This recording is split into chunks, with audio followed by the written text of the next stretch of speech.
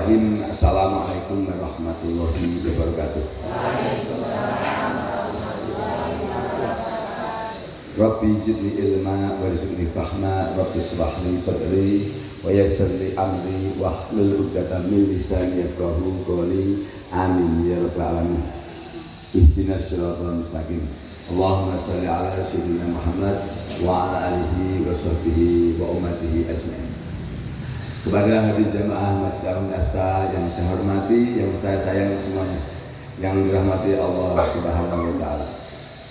Pada kesempatan pagi hari ini tanggal 26 September tahun 2024, hari Kamis, saya akan melanjutkan tentang kembali lagi lah istilahnya bahasan niat saya itu. Jadi niat saya yang tadi itu, jadi dari saya pribadi Bapak Ismail ya. Jadi artinya ya,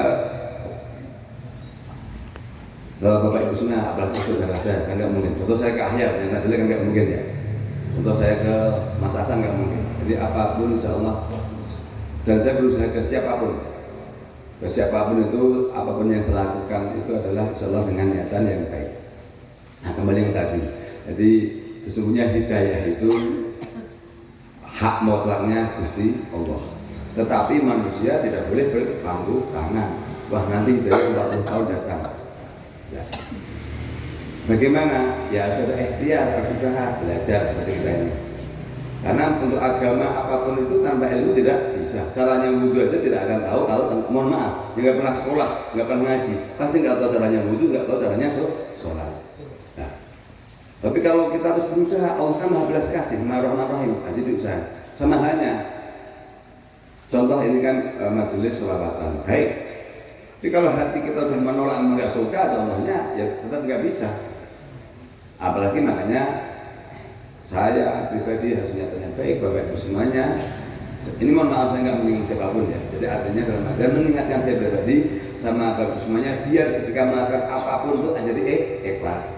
Jadi kalau ikhlas itu akhirnya kita menjadi ringan. Karena apa? Jadi kalau kita tambah nggak ikhlas sudah tambah tidak selesai, berantakan kemudian menjadi berat. Nah, kemudian ada kisah yang saya sampaikan tadi bahwa Nabi Ibrahim, Kan'an, istrinya kafir. Jangan ditiru, itu orang besar. Kenapa orang besar? Karena akan menjadi sejarah bahwa memang Nabi Nuh pun seorang nabi tidak mampu memberikan hidayah kepada anaknya. Itu nilainya satu, bahwa itu memang kewenangan mutlak Allah Subhanahu wa taala. Hanya untuk itu aja. Tapi kalau manusia biasa nggak bisa ya. Nah, kemudian sama Nabi Lut, istrinya itu kan, makanya ada Sodom. Ada negara sekarang ada Sodomi, mohon maaf ya, Sodomi itu kan dari negara Sodom. Dari negara Sodom zamannya Nabi Lut. Saat itu semua orang itu laki-laki mencintai laki-laki. Makanya ada Sodomi.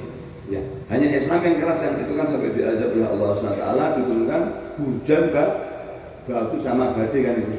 Nah, Nabi Lut contohnya. Istrinya juga kan ikut-ikutan mendukung program Sodomi ya. Itu tidak tanah aja. Tapi itu adalah sebuah nilai saja bahwa yang berhak memberikan atau punya kekuatan dengan hidayah ke hati kita itu hanya Allah Subhanahu wa taala. Seorang nabi pun tidak mampu. Jadi artinya tidak ada orang sakti di zaman dulu sampai sekarang kecuali biidznillah rabbil alamin, dengan izin Allah Subhanahu wa taala. Nah, makanya jangan sampai hati kita keras. Makanya saya menciptakan lagu namanya kesadaran diri. Jadi orang itu kalau punya kesadaran diri, apa kesadaran diri? Kesadaran diri itu kesadaran jiwanya manusia yang hatinya selalu dzikir pada Allah. Jadi omong kosong kalau orang itu saya setiap saat dzikir, tapi akhirnya jelek nggak mungkin. Karena Allah itu maha lembut, maha baik, maha meliputi. Jadi kalau kita dekat sama yang maha baik, itu pasti akan menjadi baik. Buktinya mohon maaf, Bapak Ibu semuanya sama saya kembali dibikinikan pada menjadi baik. Apalagi dekat yang maha baik Allah Subhanahu wa taala. Kecuali hati kita menolak, mau adiknya, mau kakaknya, mau siapapun kalau memang hatinya nolak sudah nggak bisa. Mau 1000 kali saya menyampaikan tidak akan bisa. Tapi sangat sayang, kenapa? Sabda Kanjeng Nabi jangan berdasar. Jadi ada hewan paling bodoh, keledai. Apa? Kata Kanjeng Nabi, janganlah kamu jadi keledai. Wahai Rasulullah, bagaimana keledai? Keledai itu melakukan kesalahan sampai 3 kali namanya keledai. Jadi jatuh dalam lubang yang sana itu keledai namanya.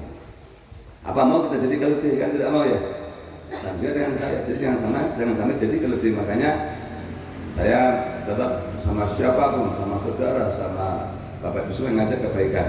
Tapi kalau mau jadi keledai itu urusan dia sama Allah Subhanahu wa Ta'ala. Ini sabda Kanjeng Nabi. Jadi kalau saya udah ekstrim, tetap apapun tak serahkan kepada Allah Subhanahu wa Ta'ala, karena la haula wala quwata illa billahil aliyil azim. Kenapa? Nanti kalau nggak frustasi seperti siapa? Nabi. Jadi Al-Quran itu menjadi petunjuk bagi orang-orang yang mau berpikir. Nah, contohnya di dalam Al-Quran ada kisah Nabi Yunus, tahu apa sebenarnya?